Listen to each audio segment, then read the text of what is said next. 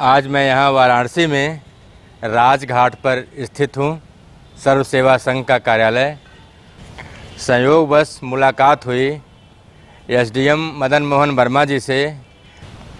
नमस्कार। बड़े सौभाग्य का विषय रहा कि आपसे मुलाकात हुई और बड़ी जिज्ञासा थी जी कि आपसे मिल कर के कुछ ऐसे अनछुए प्रश्न हैं जिनकी जानने की जिज्ञासा थी। जी जी वास्तव में गांधी के बारे में बहुत कहा जा रहा है, बहुत बोला जा रहा है, लेकिन कहीं पक्ष तो कहीं विपक्ष।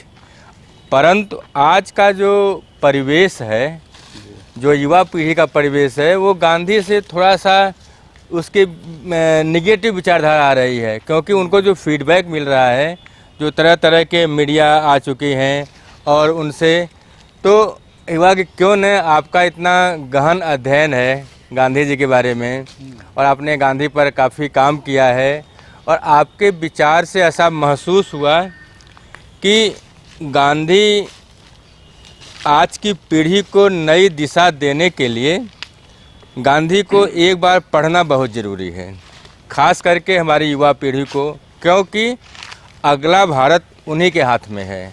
जो हम नया भारत बना रहे हैं, न्यू इंडिया बना रहे हैं, उसमें हम तमाम तरह की गतिविधियों को ला रहे हैं, तकनीकी आ रही हैं, तो उसमें गांधी ने हमारे देश के लिए क्या योगदान दिया, कैसे किया। आप हमेशा दर्शकों को सत्य से रूबरू कराते रहे हैं। यहाँ मेरी जिज्ञासा है कि गांधी जी जो जाने जाते हैं मुख्य रूप से, वो अहिंसा के पुजारी थे। हम भी जब बच्चेपन में छोटे पढ़ते थे तो हमें ये पढ़ाया गया कि गांधी अहिंसा के पुजारी थे, गांधी जी सत्य के पुजारी थे। लेकिन बीच में मिलता है पढ़ने पर, थोड़ा और गहराई में जाने पर, कि गांधी जी जानवरों की हत्या करने के लिए बीच बीच में उन्होंने जो है सहयोग किया है, सपोर्ट किया है। जैसे कहीं पर बंदर के लिए, कहीं सांप के लिए, कहीं और जानवरों के लिए। या ऐसा भ्रम क्यों है, ऐसा भेद क्यों है? थोड़ा मैं इस पर जानना चाहूँगा दर्शकों के लिए भी, क्योंकि आपका बताना सर्वथा उचित रहेगा, एक सत्य रहेगा। नहीं, ठीक है ये बात। जी जी। इस संबंध में जो हमने पढ़ा है, देखा है, 4 प्रकरण हमने पढ़ा है इस संबंध में। एक बार मिल मालिक थे अंबालाल साराभाई, तो उनके मिल में पागल कुत्तों का एक झुंड आ गया था, तो उन्होंने वो मरवा दिया कुत्तों को। तो जब बवाल हुआ तो वो जो है गांधी जी से पूछे, तो गांधी जी ने कहा है जो किया है आपने ठीक ही किया है। जब ये बात लोगों को, जैनियों को और अहिंसावादियों को पता चली तो उन लोगों ने बड़ा बवाल कर दिया। तो गांधी जी ने उसमें तर्क दिया। एक बार बंदर कहीं फसल खा रहे थे, तो लोगों ने गांधी से पूछा, तो गांधी जी ने उसका सपोर्ट कर दिया। एक बार इनके वो थे, मित्र थे केलन बैग, उनके रूम में सांप निकल आया, उसको भगाने का कोई उपाय इनको नहीं मिला, तो वहाँ सपोर्ट कर दिया कि इसको मार दीजिए। एक बार बछड़ा एक बहुत गंभीर रूप से घायल था, तो वहाँ भी लोगों ने राय लिया, तो गांधी जी ने कहा इंजेक्शन, आप डॉक्टर से कहा कि इंजेक्शन दे दीजिए। तो इस पर सब मिला करके बहुत बड़े बवाल हुए। तो गांधी जी ने तर्क दिया, जैसे मान लीजिए बंदर हैं, बंदर खाते हैं फसल, तो कोई ऐसा उपाय नहीं है कि बंदर का हृदय परिवर्तन हो जाए, वो जो है जान जाए कि ये फसल हमको नहीं खाना है। गांधी जी ने कहा कोई मनुष्य कितना भी बुरा से बुरा आदमी, उसके सही होने के, उसके हृदय परिवर्तन की गुंजाइश है। लेकिन अभी तक कोई विधि नहीं बना है कि पागल जो कुत्ता है वो सही हो जाएगा, या सांप सही हो जाएगा, या बछड़े को तो या सांप सही हो जाएगा, इसलिए उनको मारना पड़ता है। अच्छा, उन्होंने ये भी कहा सही स्थिति तो यह होती, हर गाय को कोई न कोई, हर बछड़े को, हर बंदर का, हर कुत्ते का कोई न कोई मालिक होता। तो ये स्थिति नहीं आई, तो मनुष्य को अहिंसा, उन्होंने कहा किसी मनुष्य को आप नहीं मार सकते। उसका तर्क मनुष्य कितना बुरा होगा, वो उसके हृदय परिवर्तन की संभावना है, और इन चारों के परिवर्तन संभव नहीं। मतलब बछड़े के संबंध में उन्होंने जो कहा बछड़ा बहुत दर्द से वो करा रहा था, उसको दर्द से मुक्ति के लिए दिलाया गया इंजेक्शन। हालांकि इस पर गांधी जी का बहुत विरोध हुआ, लेकिन हमारी समझ से उनका तर्क ये सही था। उन्होंने कहा मनुष्य और पशु में अगर उनको चयन करना पड़े तो मनुष्य का चयन करेंगे। कहने का आशा ये है कि अपरिहार्य कारणों में आ करके गांधी ने इस तरह की बातों को बल दिया क्योंकि जिससे जहाँ पर नुकसान हो रहा हो, व्यक्तिगत या प्रकृति का नुकसान हो रहा हो या उस जानवर को तकलीफ पहुँच रही हो, तो उन परिस्थितियों में अर्थात गांधी का यह निर्णय जो है कंडीशनल था, विशेष परिस्थितियों में, न कि सामान्य रूप से। ये था। अच्छा सर, एक बात और है, हमारे यहाँ हमें अच्छी तरह से प्रत्येक नागरिक को पता है कि दूध पीना सबके लिए स्वास्थ्यप्रद है।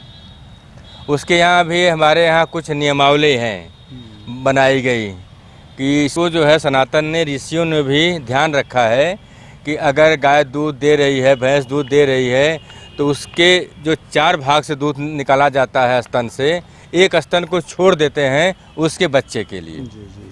तो ये बहुत सुंदर परिभाषा है। और गांधी जी ने दूध पीने के नाम पर उन्होंने बकरी का चयन क्यों किया है, ये बड़ा जो रोचक बात है। ऐसा क्यों है, जबकि बकरी का दूध पीने में थोड़ा कड़वा होता है, उसमें दुर्गंध होती है, जैसा लोग बताते हैं, मैं तो पिया नहीं हूँ। तो लेकिन गांधी जी ने बकरी का दूध पीना क्यों स्वीकार किया है? ठीक, क्या वजह है जी बताते हैं जी। गांधी जी एक तो ये मानते थे दूध जो है मनुष्य के लिए अनिवार्य नहीं है। दूध जो है, दूध के बिना भी जीवन चल सकता है। दूसरा उन्होंने कहा इंद्रिय विकार भी इससे आता है, दूध से। तीसरा उन्होंने ये कहा, 3 तर्क उन्होंने दिया। पहला ये दिया कि मनुष्य के लिए दूध अनिवार्य नहीं है। दूसरा एक ये था कि भैंसों के, गाय भैंस के दूध से फूंका लगा करके जो निकाला जाता था दूध, उससे उनको नफरत हो गई दूध से। तीसरा वो कहा इंद्रिय जो विकार है, इंद्रिय विषय, उसके लिए भी नहीं आवश्यक है, उससे थोड़ा कंट्रोल होगा। गांधी जी ने जब ब्रह्मचर्य का व्रत लिया तब उन्होंने दूध को त्याग कर दिया। फिर आपने कहा कि कहा बकरी का दूध क्यों पीने लगे, तो 1919 के आसपास गांधी जी बहुत बीमार हो गए। डॉक्टर लोग दबाव बनाते रहे कि आपको दूध लेना चाहिए। तो फिर बात आई कि जो दूध हम नहीं लेंगे। डॉक्टर ने कहा नहीं लेना चाहिए, बकरी का दूध ही लीजिए। कस्तूरबा ने जोर दे करके कहा आपने गाय भैंस के दूध का व्रत लिया है, कि गाय भैंस का दूध का प्रतिज्ञा लिया है, बकरी के दूध का प्रतिज्ञा नहीं लिया है। तो गांधी जी वहाँ जो है लोभ बस उन्होंने कहा कि लोभ बस मैंने ये स्वीकार कर लिया, कभी आंदोलन करना।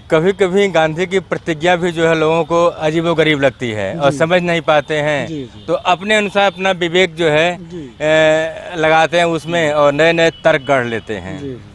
इसमें एक प्रश्न जानने की बड़ी जिज्ञासा है विशेष रूप से आपसे। अच्छा, एक चीज और इसमें रह गया। गांधी जी का एक तर्क ये भी था, बछड़े का हक है दूध पर।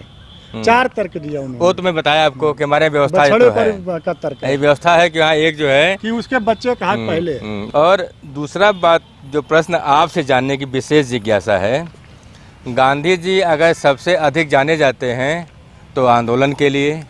ऐसा कोई आंदोलन नहीं जिसमें गांधी जी शरीक न होते रहे हों। गांधी जी उपवास करते थे। गांधी जी का बड़ा अच्छा प्रयोग था जो हमारे जो है सनातन में समझाया गया था, असहयोग। असहयोग बड़ा अच्छा हथियार है और वह व्यक्ति को, अगले को कमज़ोर करता है। लेकिन जब देश का विभाजन हुआ तो गांधी जी उपवास क्यों नहीं किए? लोगों के दिमाग में यह सवाल चुभता है। कम से कम गांधी जी उपवास किए होते, अड़े होते कि नहीं, देश का विभाजन नहीं होना चाहिए। इस पर आपने जो अब तक अध्ययन किया है उससे क्या निचोड़ मिला है, उसे दर्शकों को या आम जनता को बताने का कष्ट करें। गांधी जी ये कहते थे उपवास हमेशा जो आपके प्रिय लोग हैं, जो आपके शुभ चिंतक हैं, उनके खिलाफ किया जाता है। शत्रु के खिलाफ कभी उपवास नहीं किया जाता है। तो जो आप संपर्क में हो, जिनका आप पर प्रभाव हो, जो आपसे उनके शत्रु के खिलाफ कभी अनशन नहीं किया जाता है। तो गांधी जी आप देखिए देखिए जिन्ना के खिलाफ कभी अनशन नहीं किए। अच्छा, गांधी जी ने एक तर्क ये दिया जब देश विभाजन हुआ, उन्होंने कहा जिस बात को पूरा देश स्वीकार कर लिया, जिस बात को कांग्रेस ने स्वीकार कर लिया, मुस्लिम लीग स्वीकार कर लिया, जनता ने भी स्वीकार कर लिया, किसी चौराहे पर कहीं नारा नहीं लगा, देश नहीं बंटने देंगे चाहे मर जाएंगे। तो जब मतलब आप समझिए देश जब बंट गया तो किसी चौराहे, किसी पार्टी, किसी समूह ने नारा नहीं लगाया कि देश नहीं बंटने देंगे, झंडा लेके कहीं नहीं खड़े हुए। गांधी जी ने कहा गैर कांग्रेसी ही अगर मेरा साथ दे देते, गैर मुसलमान ही मेरा साथ दे देते, देश का विभाजन मैं रद्द करा सकता था। तो गांधी जी कहना था कि जिस बात को पूरे देश ने स्वीकार कर लिया, उस बात के खिलाफ उपवास नहीं किया जा सकता है। उपवास अच्छे हेतु के लिए किया जाता है। आपके अध्ययन का जो निचोड़ बता रहा है और गांधी जी के विचार को अगर हम दोनों को एक जगह पर इकट्ठा करके सोचें तो उसका आशय यही निकला कि उपवास किसके लिए, जब दोनों पक्ष सहमत हैं और सब राजी हैं, कोई नहीं सामने आ रहा है उसके विपक्ष में, तो फिर उपवास का कोई आशय नहीं बनता है। इसलिए गांधी जी जो है उपवास करना वहाँ उचित नहीं समझे कि हम किसके लिए और किस बात के लिए उपवास करें, जब कहीं झगड़ा ही समाप्त हो रही है, पूरा देश ही स्वीकार कर रहा है, तो पूरे देश के खिलाफ क्यों हुआ, कैसे उपवास करें? तो जो हम उपवास करें। इसके बीच में एक और रोचक बात आती है जी। आम जनता का सवाल है यह, किताबों में क्या लिखा हुआ है वो मैं नहीं जानता हूँ, किताब आप बहुत अध्ययन किए हैं। वो ये कि जब देश का बंटवारा हुआ तो लोगों का कहना था कि मुसलमान पाकिस्तान क्यों नहीं चले गए और हिंदू यहाँ क्यों नहीं चले आए, लेकिन कुछ मुसलमान जा रहे थे पाकिस्तान, तो गांधी ने रोक लिया, कहा नहीं, जो अपना देश समझते हैं वो यहाँ रहें। इसका क्या मतलब झगड़ा है इस बीच का? आप देखिए देश का विभाजन जो हुआ था भौगोलिक हुआ था, ये धर्म और जात के आधार पर जो भी विभाजन हुआ था, बहुत सही बात, ये नहीं हुआ था कि भारत के लोग, भारत के मुसलमान पाकिस्तान जाएंगे और पाकिस्तान के हिंदू यहाँ आएंगे। बंटवारा भौगोलिक हुआ था। हाँ, भौगोलिक हुआ था। अच्छा, जो लोग गए थे और आए थे, गांधी जी ने ये भी कहा कि मैं सबको, जो हिंदू भारत आए हैं और जो यहाँ के मुसलमान पाकिस्तान गए हैं, मैं सबको ले जाऊंगा और उनको वहाँ से वापस ले आऊंगा, उन्हें स्थापित करूंगा। इसी उद्देश्य से डॉक्टर उनकी सुशीला नैयर जो है पाकिस्तान गई थी, वो कराची में थी जब इनकी हत्या हो गई। 4-5 दिन अगर गांधी जी न मारे गए होते तो ये वहीं गए होते पाकिस्तान में, और इन्होंने कहा 20 लाख इधर से गए हैं, 20 लाख उधर से आए हैं, मैं सबको ले जा करके वापस अपने अपने देश में, अपने अपने घर में बसाऊंगा। लेकिन दुर्भाग्य से मार दिए और उनकी ये महायोजना असफल रह गई। तो ये संभव नहीं था। अच्छा, आप समझिए ये संभव नहीं था कि कोई गरीब आदमी चला जाए पाकिस्तान, या हर आदमी चला जाएगा। सही बात है। या वहाँ का हर हिंदू आज तक भी नहीं आए। देखिए पलायन कैसे होता है, पलायन देखिए श्रीलंका के जो राष्ट्रपति हैं अभी भाग गए, भय से पलायन होता है।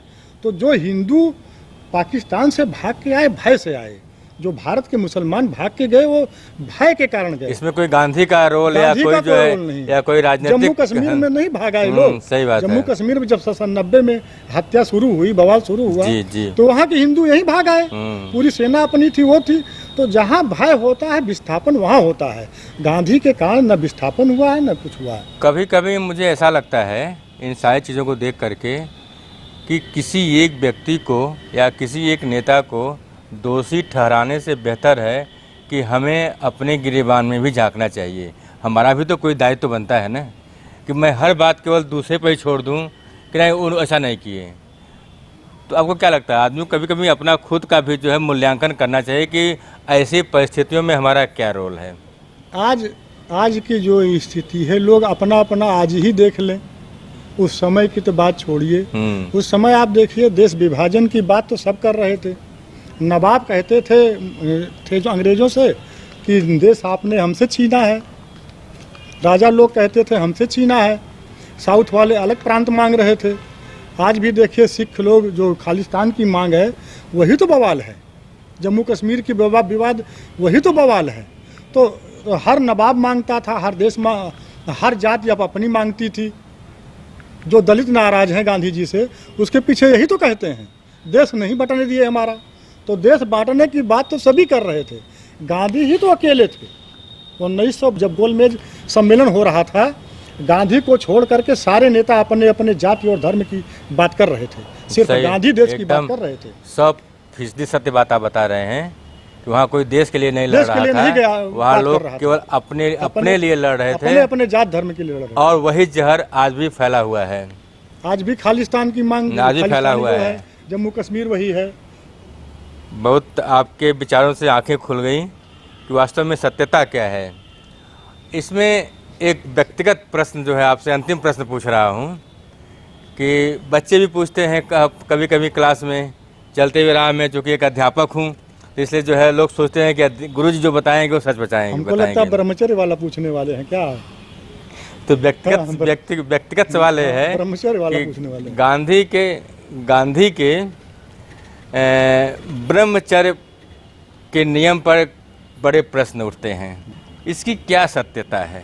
एक तो पहली बात, क्योंकि ये बहुत व्यक्तिगत सवाल है। हाँ मैं बता रहा हूँ। और जबकि यह सवाल व्यक्तिगत लोगों के मस्तिष्क को झकझोरता है, तोड़ता है, इसका क्या सत्य है? हाँ मैं बता रहा हूँ जी। एक तो जो कन्नू गांधी और आभा गांधी की बात होती है, दोनों उनके घर की लड़कियां हैं। एक बहू है और एक उनके भाई की भतीजे की बेटी है, जिसे गांधी जी कहा करते थे मेरे टहलने की छड़ी हैं ये लोग। उनके कंधे पर हाथ रख के चलते थे। और गांधी जी 35 साल की उम्र में ब्रह्मचर्य का व्रत ले लिए। और आप समझिए जहाँ जहाँ मौलवी लोग जाते थे मुसलमानों के यहाँ कलमा पढ़ाने, ताकि वो देने ज्ञान देने, कुरान पढ़ाने, मौलवी लोग, बूढ़े जो मौलवी होते थे, उनकी आंखों पर पट्टी बांध के जाते थे औरतों के बीच में। लेकिन गांधी जब जाते थे तो वही औरतें अपना बुर्का हटा देती थी। और आप समझिए एक बार गांधी जी उपवास कर रहे थे तो बहुत सी मुसलमान औरतें बुर्का पहन के आई। गांधी जी ने कहा ये बुर्का हटा दो, या तो मैं आपका भाई हूँ या आपका बाप हूँ। एक सबसे महत्वपूर्ण बात आप समझिए, औरतों में, गांधी जी में औरतों के औरत गुण नजर आते थे।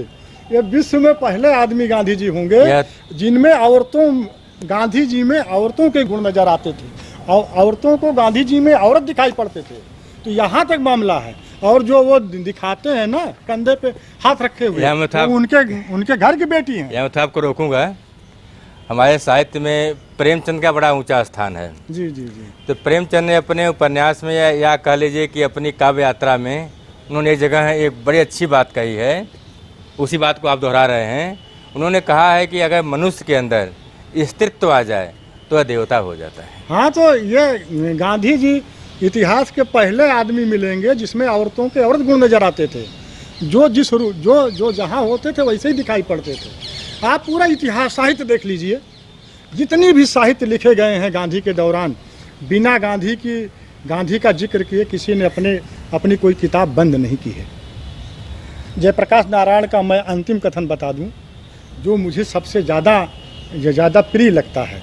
जयप्रकाश नारायण एक बार लेक्चर दे रहे थे, तो उन्होंने कहा देखो गांधी में और हम लोगों में मूल फ़र्क क्या है।